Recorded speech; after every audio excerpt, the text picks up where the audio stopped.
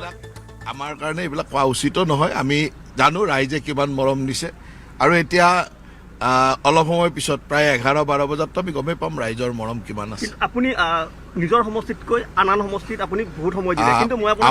আমাৰ দায়িত্ব আছিল যে অসমত পুনৰ মুখ্যমন্ত্ৰী ডাঙৰীয়াৰ নেতৃত্বত চৰকাৰ গঠন কৰিব লাগে। গতিকে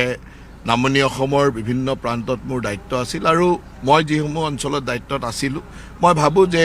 ৰাইজে যথেষ্ট মৰম কৰিছে। ক'ৰবাত চিপৰাঙৰ হেৰি হ'ব নেকি? এইবিলাক আপোনালোকৰ শব্দ আমাৰ কাৰণে আমাৰ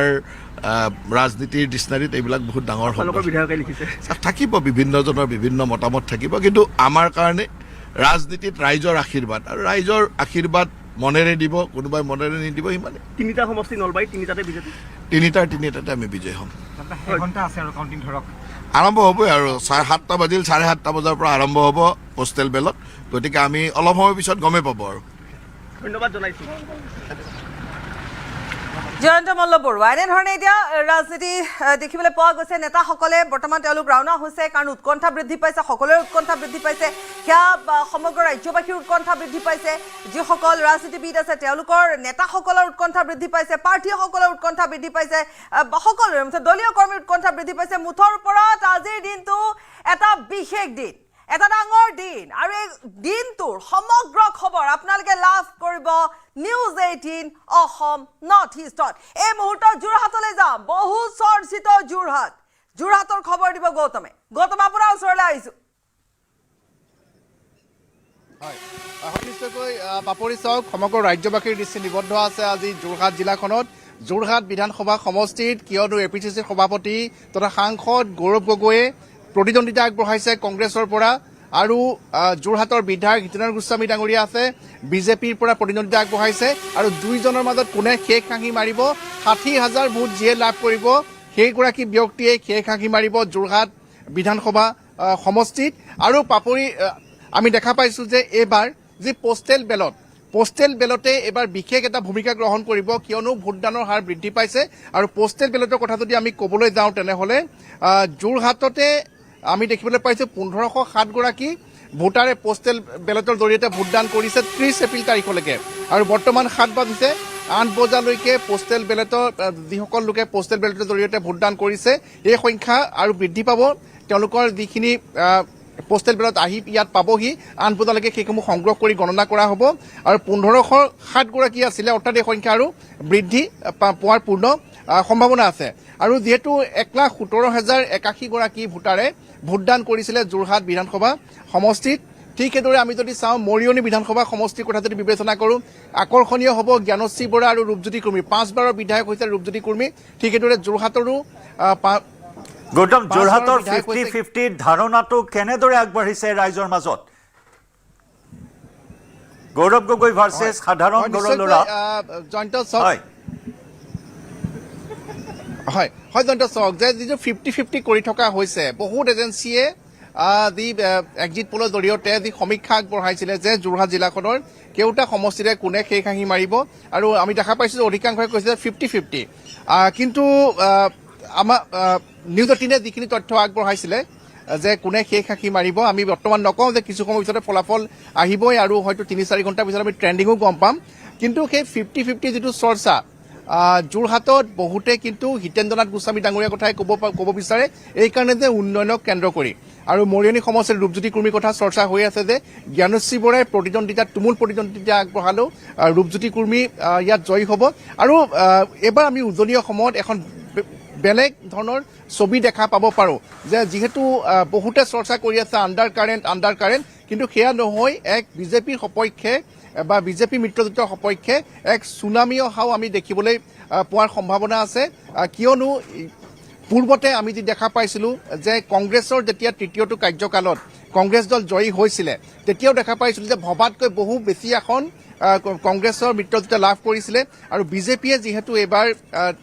তৃতীয়টো কাৰ্যকালৰ বাবে প্ৰতিদ্বন্দ্বিতা আগবঢ়াইছে, গতিকে সেই চুনামি অহাৰ পূৰ্ণ সম্ভাৱনা আছে। যদিও বহু লোকে এতিয়ালৈকে সৰ্বসাধাৰণ ৰাইজৰ কথা যদি আমি ক'বলৈ যাওঁ, তেওঁলোকৰ মাজত এটাই চৰ্চা হৈ আছে যে এইবাৰ বহুলোকে ক'ব বিচাৰে গৌতম আপুনি সংযুক্ত হৈ থাকিব আমাৰ সৈতে আকৰ্ষণীয় কেইবাটাও সমষ্টিত যোৰহাটৰ আটাইকেইটাৰ ফলাফল আগবঢ়াম আপোনাৰ জৰিয়তে আমাৰ প্ৰতিনিধিৰ জৰিয়তে আৰু একেদৰে উত্তৰ গুৱাহাটীটো প্ৰস্তুতি এই মুহূৰ্তত তুংগত কাৰণ 7:30 বজাৰ পৰা পোষ্টেল বেলটৰ গণনা আৰম্ভ কৰা হ'ব আমাৰ সতীৰ্থ সাংবাদিক আছে আগবঢ়াইছো এই মুহূৰ্তত সতীৰ্থ সাংবাদিক প্ৰতিবেদন হয় আৰু কিছু সময় পিছতে ভোট গণনা আৰম্ভ হ'ব মই আছো কামৰূপ আয়ুক্ত কাৰ্যালয়ৰ সমীপৰ ভোট গণনা কক্ষৰ বাহিৰত আৰু কামৰূপ জিলাৰ 6টা বিধানসভা সমষ্টি ৰঙিয়া কমলপুৰ হাজো শুৱালকুছি বকো আৰু পলাশবাৰী চমৰীয়া এই 6টা সমষ্টিৰ ভোট গণনা হ'ব আৰু ইয়াতেই কেইবাজনো প্ৰাৰ্থীৰ ভাগ্য আজি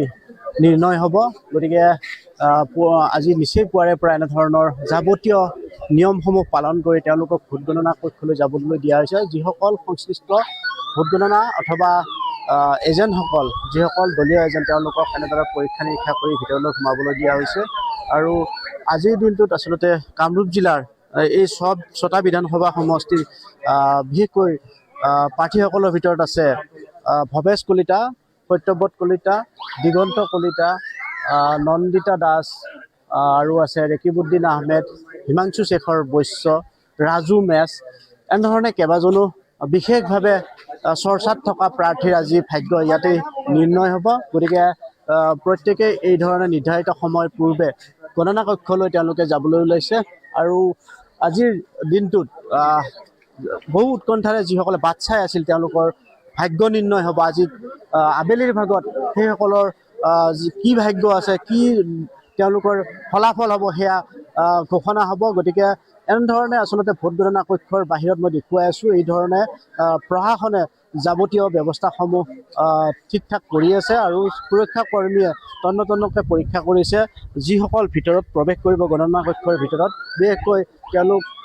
নিজ নিজ দায়িত্বৰ বাবে তেওঁলোকে ভিতৰলৈ যাব এইবাৰ প্ৰশাসনে আচলতে কোনো ধৰণৰ মোবাইল ফোন ভিতৰলৈ যাবলৈ দিয়া নাই লৈ যাবলৈ দিয়া নাই বাহিৰৰ পৰা সকলো যোগাযোগ ৰক্ষা কৰিবলগীয়া হ'ব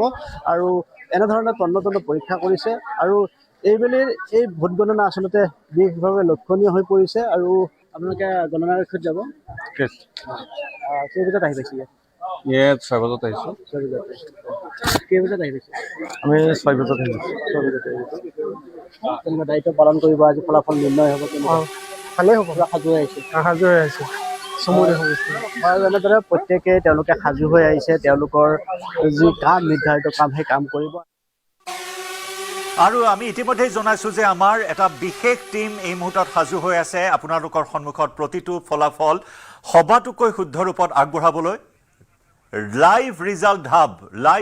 হাব এই মুহূৰ্তত সাজু হৈ আছে আমাৰ সতীৰ্থ মৃদুপৱন গোস্বামী নয়ডাৰ পৰা লাইভ ৰিজাল্ট হাবৰ পৰা সংযুক্ত হৈছে পোনপটীয়া সম্প্ৰচাৰত আমি এই মুহূৰ্তত মৃদুপৱন আপোনাৰ কাষলৈ আহিছোঁ কেনেদৰে প্ৰস্তুতি আগবাঢ়িছে কাৰণ আমি প্ৰতিটো নিৰ্বাচনতে সকলোতকৈ আগত নিৰ্বাচনী ফলাফল আগবঢ়াই যি আমাৰ নজিৰ সৃষ্টি কৰিছো আজিও তাৰ ব্যতিক্ৰম নহয় লাইভ ৰিজাল্ট হাব কেনেদৰে মুহূৰ্তত সাজু হৈছে মৃদুপৱন